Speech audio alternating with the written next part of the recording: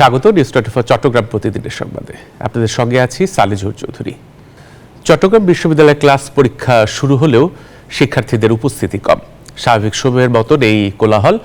অনেকে এখনো ফিরতে পারেননি জোবরা গ্রামের ভাড়া বাসায়। আজও বিক্ষোভ করেছেন শিক্ষার্থীরা। উত্তাপ নেই চাকসু নির্বাচনের। তামিম আহমেদ শরীফের তথ্যচিত্র নিয়ে দেখুন ডেস্ক রিপোর্ট। গত ৩০ অগস্ট রাতে ও ৩১ অগস্ট দিনব্যাপী শিক্ষার্থীদের সঙ্গে স্থানীয় এলাকাবাসীর সংঘর্ষে ৫ দিন ক্লাস পরীক্ষা বন্ধ থাকার পর আবারও শুরু হয়েছে চট্টগ্রাম বিশ্ববিদ্যালয়ের শিক্ষা কার্যক্রম। তবে শিক্ষার্থীদের উপস্থিতি অনেক কম, ক্লাসগুলোতে ফেরেনি প্রাণ চঞ্চলতা। আমি যে ফিল করতেছি অনেকটা অনিরাপদ ফিল করতেছি নিজেদেরকে, কারণ এত বড় একটা ঘটনা ঘটে গেল, এখনো সন্ত্রাসীদের ঠিক মতো আমরা বিচারের আওতায় আনতে পারিনি। আমাদের নিজেদের ব্যাচেরই কয়েকজন আহত ছিল, তারা বাসায় চলে গেছে, অনেকে উদ্বাস্ত অবস্থায় ঘুরে বেড়াচ্ছে, অনেকে হলে থাকতেছে। ২ নম্বর গেটে যারা আশেপাশে থাকতো বা ভিতরের দিকে গ্রামের ভিতরে থাকতো তাদের বাসা থেকে চলে যেতে হয়েছে। এখনো বহুমুখী দাবিতে অস্থির ক্যাম্পাস। প্রক্টোরিয়াল বডি ও প্রশাসনের পদত্যাগের দাবি তুলেছে ছাত্রদল এবং অধিকার সচেতন শিক্ষার্থীবৃন্দ ব্যানারে বামপন্থী শিক্ষার্থীরা। এদিকে সন্ত্রাসীদের গ্রেপ্তার, নিরাপদ ক্যাম্পাস নিশ্চিতের দাবিতে বিক্ষোভ মিছিল করেছে ছাত্র শিবির। এই ঘটনাকে রাজনৈতিক সংগঠনগুলো নতুন করে তকমা দিয়ে এই সংগঠিত ঘটনাকে আবার নতুন করে সহিংসতার দিকে যারা ধাবিত করছে তাদেরকে নতুন ভাবে এই গণতন্ত্রের মাধ্যমে তাদেরকে বিচারের আওতায় নিয়ে আসতে হবে। আমরা দেখতে পাচ্ছি একটা পক্ষ মাদকাসক্তরা হতে না পেরে অনবরত ষড়যন্ত্র করছে। আমরা কাউকে এই ক্যাম্পাসে প্রাণদারবাজ হতে দেব না।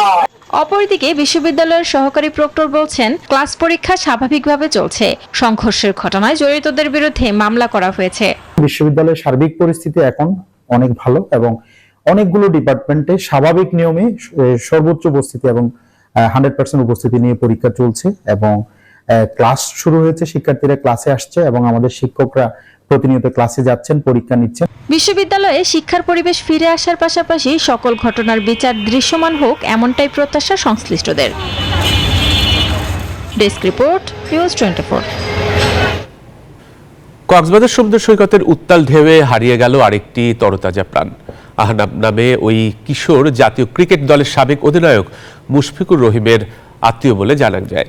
পুলিশ জানায়, রোববার বিকেলে গোসলে নেমে প্রবল স্রোতের কবলে পড়ে ভেসে যায় আহনাব সহ ৩ জন। 2 জন ফিরে আসলেও নিখোঁজ হন আহনাব। শুরু হয় উদ্ধার অভিযান। Fire service, coast guard, lifeguard এবং জেলা প্রশাসনের সম্মিলিত প্রচেষ্টায় 14 ঘন্টা পর উদ্ধার করা হয় আহনাফের মরদেহ। এ ঘটনায় শোক নেমে এসেছে পরিবারে। এদিকে একের পর এক প্রাণহানির ঘটনায় পর্যটকদের মাঝেও আতঙ্ক বিরাজ করছে। সতর্ক লাইনের ওই পারে যাইতেছে, তাদের নিজের খেয়াল রাখার দরকার। যদি নিজের খেয়াল রাখতে পারি তাহলে এটা আমি সেফ। 300, 400, 500, 1000 মানুষের প্রতি 2 জন লাইফগার্ড, 1000 মানুষের ভিতরে 2 জন লাইফগার্ড দেখাও যায় না। তার ভিতরে দুর্ঘটনা ঘটে যায়। এটার থেকে বাঁচার একমাত্র উপায় বলে আমি মনে করি একটাই, সেটা হচ্ছে যে সচেতনতা বৃদ্ধি করা। দর্শক, এ নিয়ে আরো খবর জানাতে কক্সবাজার থেকে এখন আমাদের সঙ্গে যুক্ত হচ্ছেন সহকর্মী ইরফানুল হাসান। ইরফান, এই যে একের পর এক সৈকতে এমন প্রাণহানির ঘটনা ঘটছে, পর্যটকরা কি বলছেন আর প্রশাসনের বক্তব্য কি?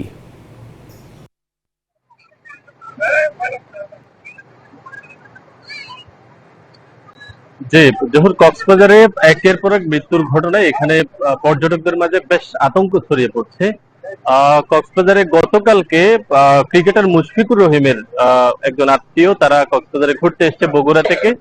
তো ঘুরতে আসার পরে সেখানে আসলে সৈকতে গোসল করতে নামে এবং এক পর্যায়ে তারা 3 জন সমুদ্রের ঢেউয়ের তুরে চলে যায় এবং 2 জন কোন রকম উদ্ধার হয়ে কক্সবাজারের তীরে ফিরে আসতে পারলেও একজন নিখোঁজ ছিল গতকাল থেকে। আজকে সকালে তার লাশ পাওয়া গিয়েছে সৈকত থেকে প্রায় 3 কিলোমিটার দূরের একটি এলাকায়। তো কক্সবাজারের এর কিছুদিন আগে, গত 2 মাস আগে, আরেকজনের চট্টগ্রাম বিশ্ববিদ্যালয়ের ছাত্র অরিত্র, তার লাশ কিন্তু এখন পর্যন্ত পাওয়া যায়নি। প্রায় 2 মাস হতে চললো, আজকে 2 মাস তার হয়েছে। কিন্তু এই যে 2 মাসের ব্যবধানে আরেকজন ছাত্রের মৃত্যু হয়েছে, এ নিয়ে কক্সবাজারে যারা পর্যটক আসছেন তাদের মাঝে বেশ আতঙ্ক বিরাজ করছে। সৈকতের আসলে বিভিন্ন পয়েন্টে নেমে তারা মোটামুটি একটি সুন্দর সময় উপভোগ করছেন, কিন্তু সৈকতের যে সমুদ্রের যে গর্জন কিংবা সমুদ্রের বালুকা বেলায় যেখানে গুপ্ত গর্তের সৃষ্টি হয়েছে, তারই ফলে কিন্তু এই ধরনের দুর্ঘটনাগুলো ঘটছে। আমরা এখানকার যারা লাইফগার্ডের কর্মীরা রয়েছেন, তাদের অনেকের সাথে কথা বলেছি। তারা যেটি বলতে চাচ্ছেন, পর্যটকরা দেশের বিভিন্ন জায়গা থেকে এসে আসলে মোটামুটি তারা একটা খুশির মুহূর্তে থাকে এবং যার কারণে তারা সৈকতের বিভিন্ন পয়েন্টে নেমে পড়ছেন এবং এরই ফলে কিন্তু দুর্ঘটনাগুলো ঘটছে। তো তাদের যে পরামর্শ সেটি হচ্ছে, এখানে লাল পতাকা এবং বেশ কয়েকটি পতাকা যুক্ত কিছু লাইফগার্ডের চিহ্নিত এলাকা রয়েছে, সমুদ্রে নামতে হলে সেখানে নামার জন্য তারা পরামর্শ দিচ্ছেন। এ ছিল কক্সবাজারের যে একজন ছাত্র আজকে দুর্ঘটনার শিকার হয়েছে তার খবরাখবর। ফিরে যাচ্ছে স্টুডিওতে। ইরফান, আপনাকে ধন্যবাদ। চট্টগ্রাম প্রতিদিনের সংবাদে নিচ্ছে একটা বিরতি, আরো খবর নিয়ে ফিরবো, সাথেই থাকুন। আবারও স্বাগত চট্টগ্রাম প্রতিদিনের সংবাদে। কুমিল্লা নগরীর কালিয়াজুরির এলাকার একটি বাসা থেকে মা ও মেয়ের মরদেহ উদ্ধার করেছে পুলিশ। তারা বাড়িটির দোতলায় ভাড়া থাকতেন। নিহতের ছেলে জানান, রোববার রাতে বাসায় ফিরে তার মা ও বোনের রক্তাক্ত মরদেহ পড়ে থাকতে দেখে পুলিশে খবর দেয় তারা। এ ঘটনায় মামলা দায়েরের প্রস্তুতি নিচ্ছে পুলিশ। প্রাথমিকভাবে এটিকে পরিকল্পিত হত্যাকাণ্ড বলে মনে করা হচ্ছে। এইচ.এম. মহিউদ্দিনের তথ্যচিত্র নিয়ে দেখুন ডেস্ক রিপোর্ট। সোমবার ভোরে কুমিল্লার কালিয়াজুরি বাসা থেকে মা ও মেয়ের মরদেহ উদ্ধার করেছে পুলিশ।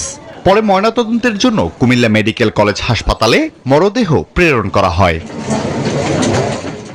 নিহতের ছেলে জানান, রবিবার রাতে বাসায় ফিরে তার মা ও বোনের রক্তাক্ত মরদেহ পড়ে থাকতে দেখেন। বাসা থেকে মোবাইল, ল্যাপটপ ও তার মায়ের কানের দুল নিয়ে গেছে বলেও অভিযোগ তার। শ্বাসরুদ্ধ করে হত্যা করলে যেরকম একটা আপাতদৃষ্টি যেটা দেখা যায় আর কি, ওরকমই মনে হচ্ছে এবং দুজনের ক্ষেত্রে মোটামুটি সেম। নিহত সুমাইয়া কুমিল্লা বিশ্ববিদ্যালয়ের লোক প্রশাসন বিভাগের 16 ব্যাচের 3য় বর্ষের শিক্ষার্থী। এই ঘটনার সুষ্ঠু তদন্ত ও বিচারের দাবিতে সড়ক অবরোধ করে বিক্ষোভ করেন কুমিল্লা বিশ্ববিদ্যালয়ের শিক্ষক ও শিক্ষার্থীরা। সুষ্ঠু তদন্তের মাধ্যমে দোষীদের বিচার চাই। এটি একটি পরিকল্পিত হত্যাকাণ্ড বলে প্রাথমিক ধারণা করছে পুলিশ। সিসিটিভিতে এক ব্যক্তিকে ব্যাগ নিয়ে বাসায় ঢুকতে দেখা গেছে।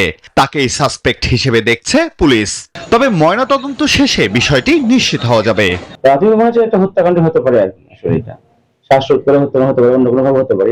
ময়নাতদন্ত রিপোর্ট ছাড়া আমরা কিছু বলতে পারছি না। আসলে নিহতরা নগরীর সুজানগর এলাকার হলেও গত 5-6 বছর ধরে কালিয়াজুরির ওই বাড়িতে ভাড়া নিয়ে বসবাস করে আসছেন। Desk report, news 24। লক্ষ্মীপুরে বসুন্ধরা এলপিজি গ্যাসের শ্রেষ্ঠত্বের পথচলায় সহযাত্রীদের নিয়ে পরিবেশক সম্মেলন হয়েছে। সোমবার সদর উপজেলা চন্দ্রগঞ্জের একটি রেস্তোরাঁয় এই সম্মেলনের আয়োজন করা হয়। দেশের 1 নম্বর ব্র্যান্ড বসুন্ধরা এলপিজি গ্যাস লিমিটেডের সৌজন্যে স্থানীয় এক্সক্লুসিভ পরিবেশক জননী ট্রেনিং কর্পোরেশনের উদ্যোগে এতে স্থানীয় 130 জন পরিবেশক অংশ নেন। বক্তারা বলেন, প্রত্যন্ত এলাকায় বসুন্ধরা এলপি গ্যাসের বাজার পরিস্থিতি পর্যবেক্ষণ সহ খুচরা বিক্রেতাদের উৎসাহ প্রদানে এই আয়োজনের উদ্দেশ্য।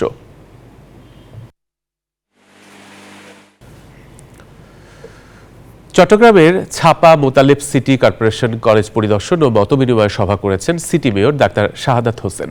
সোমবার কলেজ ক্যাম্প মাঠে প্রাঙ্গণে এক সভা অনুষ্ঠিত হয়। মোহাম্মদ নুরুৎসফার সভাপতিত্বে মতবিনিময় সভায় city mayor doctor Shahadat Hossain বলেন, শিক্ষার্থীদের সুশিক্ষায় শিক্ষিত করতে শিক্ষকদের দারুণ ভূমিকা থাকতে হবে। এ সময় আরও উপস্থিত ছিলেন চসিক প্রধান শিক্ষা কর্মকর্তা ডক্টর কিসিঞ্জার চাকমা, সাবেক কাউন্সিলর মোহাম্মদ আজম সহ অন্যরা। আর এই ছিল আজকের মতো নিউজ 24 চট্টগ্রাম প্রতিদিনের সংবাদে সাথে থাকায় সবাইকে ধন্যবাদ।